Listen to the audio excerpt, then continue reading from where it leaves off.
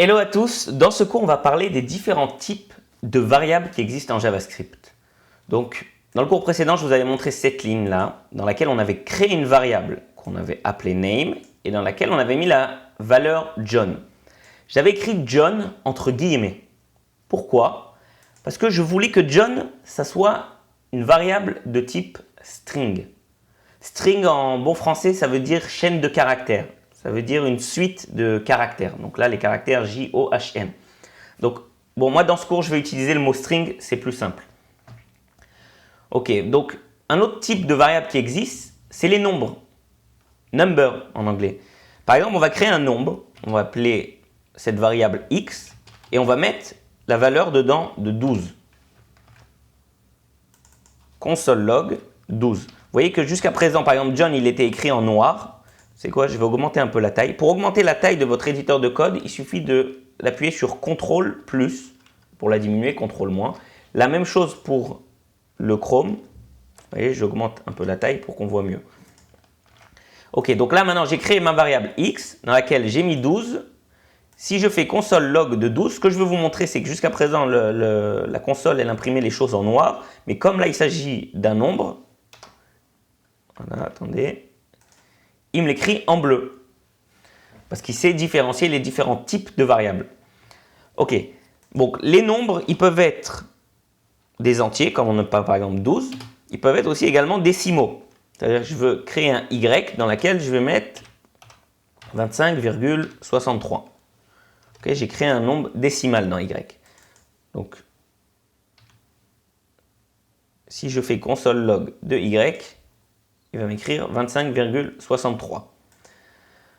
Ok, donc ça c'est pour les nombres décimaux. Juste pour que vous sachiez, un nombre, je peux également le faire passer en string. C'est-à-dire que je peux par exemple ici faire console log de x, mais je ne veux pas qu'il me l'imprime en sachant que c'est un nombre, je veux qu'il me l'imprime en sachant que c'est une string. Donc j'utilise la fonction toString. C'est quoi? On va le mettre directement dans une autre variable et on va imprimer la variable.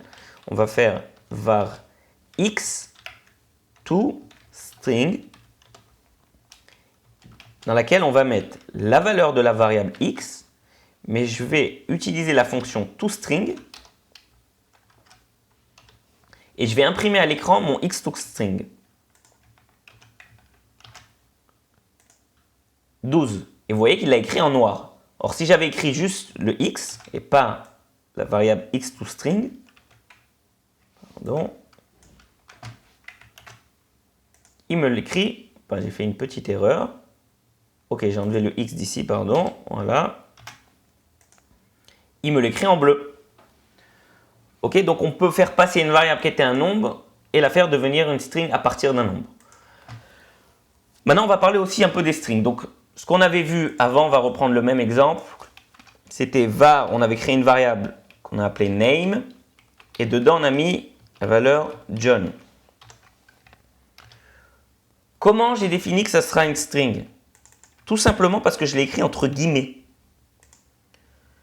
Maintenant, ça peut être des doubles guillemets ou des simples guillemets. C'est la même chose. Vous voyez? Ok. Les strings, ils ont des... toutes les strings ont une propriété beaucoup utilisée, c'est la propriété length, qui permet de savoir la longueur d'une string. C'est-à-dire que là, on a 4 caractères. On a le J, le O, le H, le N. Donc, si je veux savoir la longueur, on va le mettre dans une autre variable. On va l'appeler name length, c'est-à-dire la longueur de ma variable name. Le nom, c'est moi qui le choisis, hein, mais bon, j'essaye de donner des noms explicites. Donc, name.length. Donc là, qu'est-ce que j'ai fait? J'ai utilisé la propriété length parce que name, c'est une string. Ok. Et maintenant, je vais imprimer à l'écran name length. Et vous voyez, il m'a écrit 4. Et il l'a écrit en bleu. Ça veut dire que name length, c'est un nombre. Ok, c'est pas une string.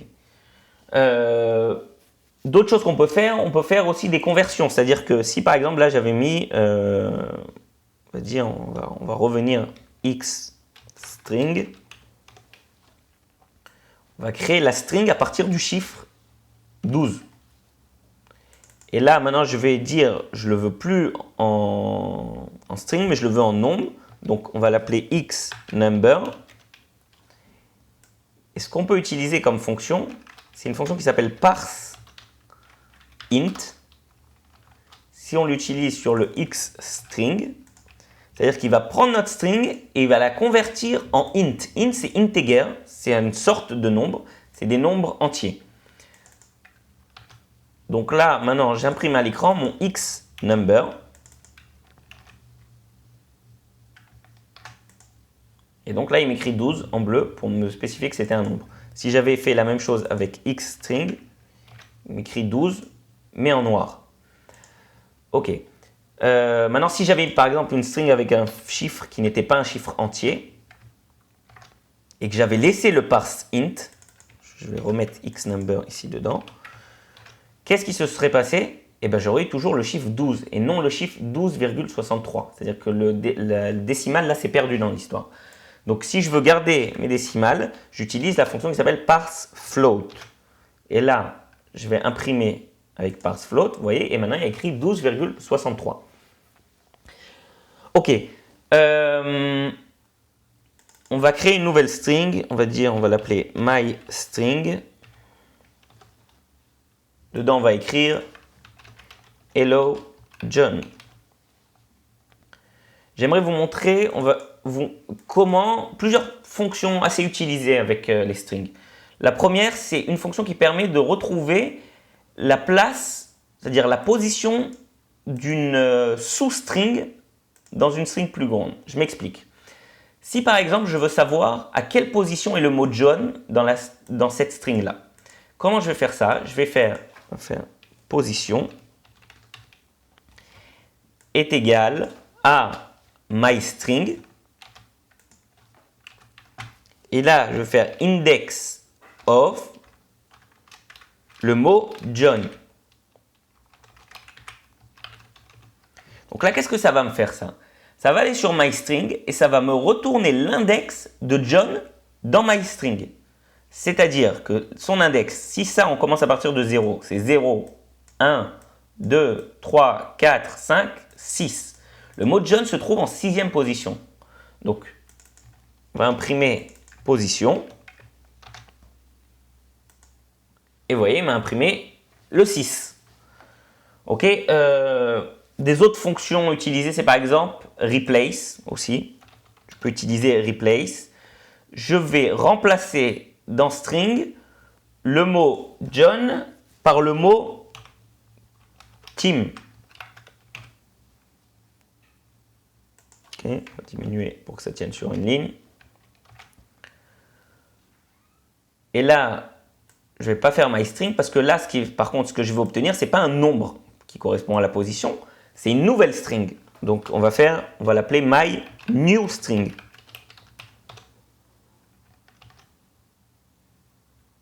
Ok, il est allé à la ligne parce qu'il n'a pas la place de mettre tout dans une ligne. Et on va imprimer à l'écran myNewString. Donc, je récapitule ce qu'on vient de faire. Il y avait une string qui s'appelait myString dans laquelle il y avait écrit Hello John. J'ai créé une nouvelle string qui prend le myString et qui remplace les John par des Tim. Et maintenant, je vais vous imprimer à l'écran le myNewString Hello Tim. Donc ça, c'était pour le replace. Une autre fonction utilisée, on va l'appeler string1. On va mettre juste le hello. On va créer une string 2, var string2, dans lequel on va mettre, vous voyez, j'ai utilisé une fois des guillemets simples, une fois des doubles guillemets pour vous montrer que c'est la même chose. Ok. Et maintenant, on va créer une nouvelle string. On va l'appeler aussi, vous savez quoi, comme il y a déjà écrit myNewString, on va l'appeler myNewString est égal. J'aimerais vous montrer comment on additionne les strings, c'est-à-dire comment on les met les unes à la suite des autres. C'est-à-dire que là, je vais écrire par exemple string 1 plus string 2. Qu'est-ce que ça va me donner, le myNewString? Hello John. Bon, c'est collé. Pourquoi? Parce qu'il n'y a pas d'espace.